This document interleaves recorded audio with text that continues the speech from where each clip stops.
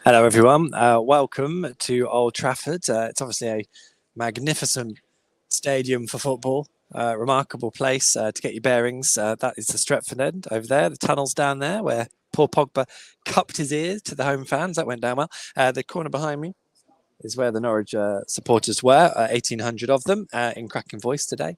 And behind me is where I've been sat in the press box. There we go, just up there. The director's box is just over there. There's my colleague Carl, covers United for the Athletic. Yeah, the press box here was remarkably empty, actually, which I'm guessing was because Manchester City were preoccupied in, and Liverpool, I suppose, were preoccupied at Wembley. So therefore, there was a lot for the Northeast football correspondent Glitteracci to do today elsewhere. Anyway, there was a game here as well, which Manchester United saw out 3-2. I kind of expected that I'd be doing this video in my angry pomp, probably the angriest I'd have been since the Watford game, because I have to be honest, for most of the first half I was livid.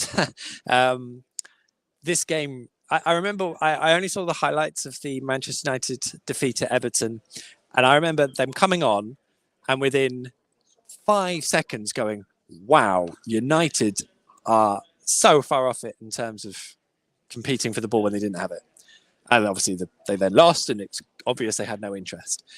And today, United were like two teams. Now, some of it was necessity through McTominay and Fred being out injured, and Ralf Rangnick himself saying that he had to play in an offensive midfield and an offensive team, that those players had to play with a defensive mindset, even though they weren't defensive players. Players like Lingard and I've forgotten all the midfield now. Lingard and Pogba. And whoever, and Alanga, I suppose, had to play with that defensive mindset in them.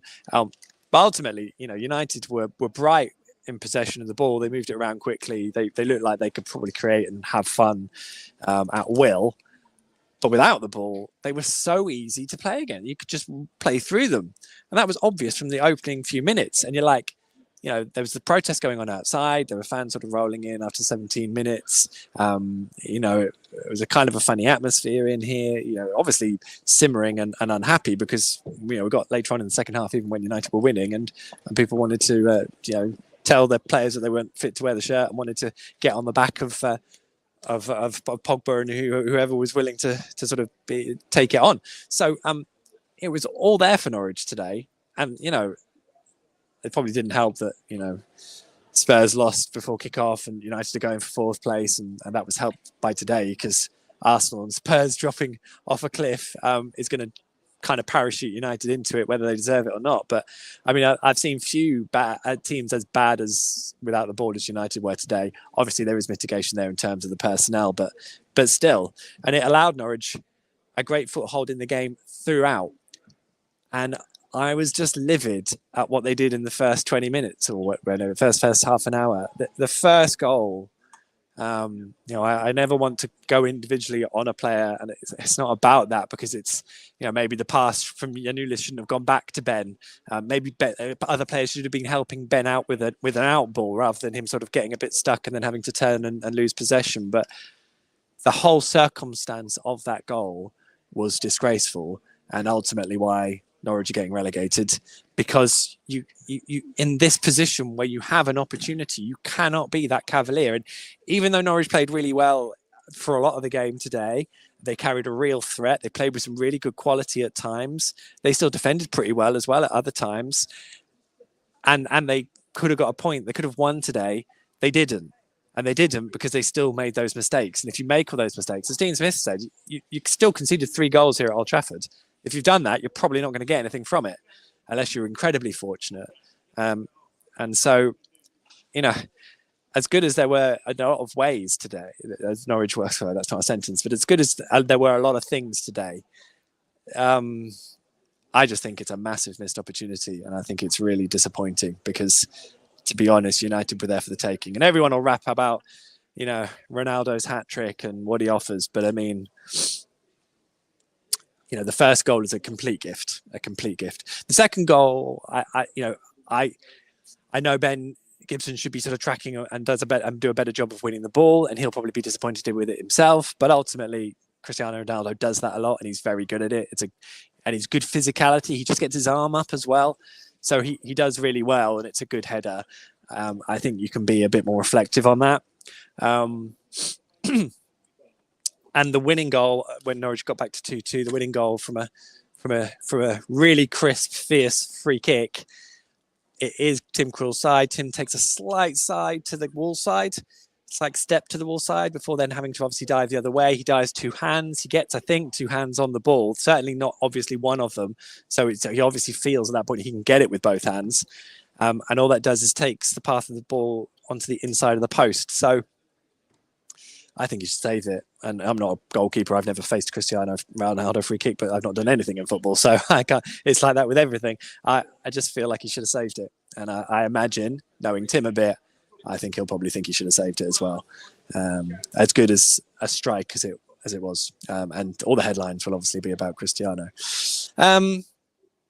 Norwich had a chance to have taken the lead. Before that, it was a really brilliant save from De Gea and a good move from Norwich. Milot Rashica's low pass. Norwich broke really well once they went 2-0 down. In fact, they had good. They had the first chance of the game through Pukki. De Gea made a good save from that. Created chances all game. Probably like no other game I've seen at this level, to be honest. Certainly this season.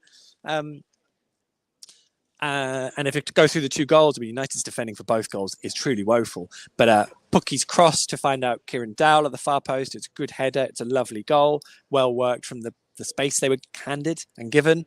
And Norwich took advantage and deserve credit for that. And then the goal that brought Norwich level. So that was just on the stroke of half-time that they got the first. And then 5-6 minutes into the second half, they got the second.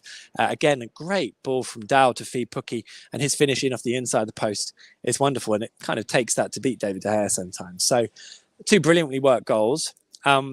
Now, you will have noticed I didn't mention Kieran Dowell last week, which was not a deliberate oversight. I must have just forgotten because I don't think I went through the 11 properly. But also, I thought Kieran did well. But also, it was sort of an easing back in kind of performance. And I suppose a bit of me subconsciously did want to see him get another go to see what we'd get today. He was very good today. I mean, he hasn't trained a lot. He's had tight hamstrings this week. So obviously he's trying to feel his way and get his sort of rhythm back at full strength. So you can kind of forgive him for that. But it's brilliant to see someone finding a way of feeding Teemu, being a bit creative, dropping short and just connecting what Norwich are trying to do higher up the pitch. It's kind of a shame that hadn't been found earlier in the season because, again, I feel like if Josh Sargent had been a fit, would Kieran Dowell have been starting? Probably not. So it's funny how these things come about. But I think he's really showing. And in fairness to Dean Smith, he's always said nice things about Kieran. I think he does like him. But I think we've all seen him play and it's just felt like he hasn't been able to take his chance when it's come along. So to see him doing that a lot better now, is brilliant to see. And it's kind of interesting that Norwich are doing that in a 4-2-3-1 that we all know and love. So at least there's a formula there for Norwich to operate in going forward. It was an unchanged team.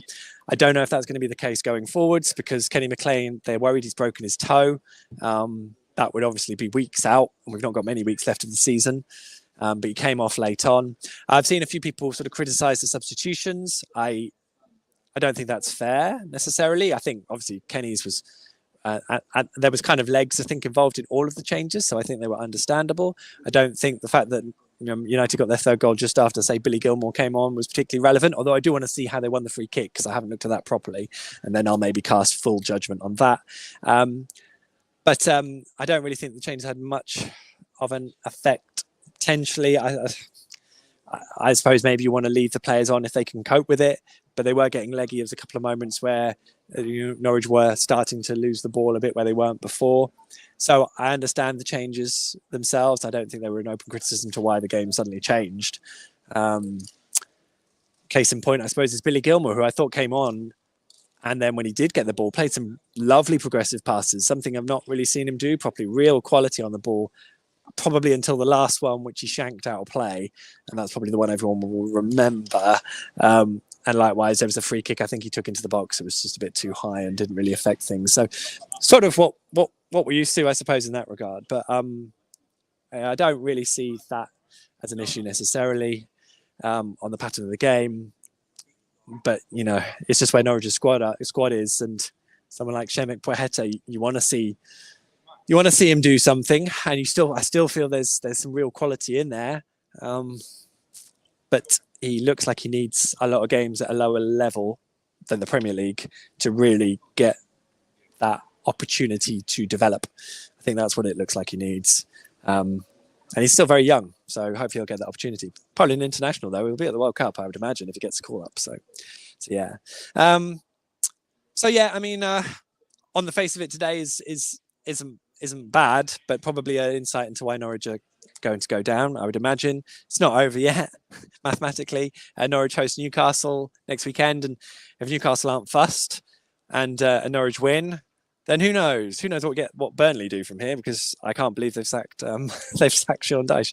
So we will see. But that's one for next week. I've got a lot to do, and I've got to squeeze it in because it's Easter, and I need to try and get home to see my family. So have a lovely Easter. Hope you get some wonderful eggs. Hope they're both good quality up front, and that hasn't worked.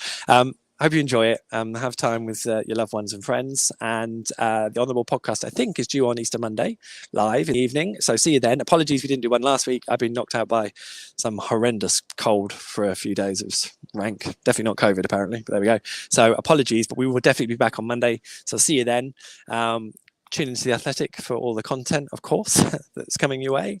And also a couple of bits last week, because we should add here, Tammy Pukki, Norwich are probably going to extend his contract, and then we'll see what the summer brings. But that was his 10th goal of the season today. That's double figures in both of his Premier League campaigns. Just one of the best value signings Norwich have ever made, as far as I'm concerned. They certainly take a lot to beat him, and a proper Norwich legend. Love him. Right. Have a lovely time. Enjoy the rest of your Easter. I'll see you very soon. In the meantime, take care of yourselves. Enjoy what's to come. And I will see you when I see you. Let's remove that. And let's say goodbye. Au revoir. Ta-ta for now.